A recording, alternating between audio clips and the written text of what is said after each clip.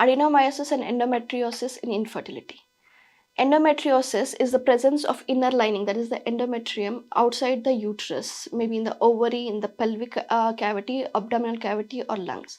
Whereas adenomyosis is the invasion of this endometrium into the uterine musculature. Symptoms: both endometriosis and adenomyosis present with dysmenorrhea, menorrhagia, infertility, and dyspareunia.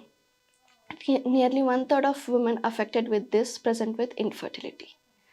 Here in endometriosis, there's a distortion of the pelvic anatomy basically, and also there is dysfunction with the ovulation, pickup of the oocyte, and transport of the eggs.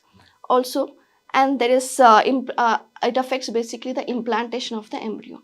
Whereas in adenomyosis, it basically affects the transport of the sperms, oocytes, and majorly with the implantation of embryo, pregnancy continuation, and giving a live birth. Coming to the diagnosis, endometriosis is diagnosed by ultrasonography, MRI, or through laparoscopy, which is a gold standard, whereas adenomyosis is diagnosed by ultrasonography and MRI.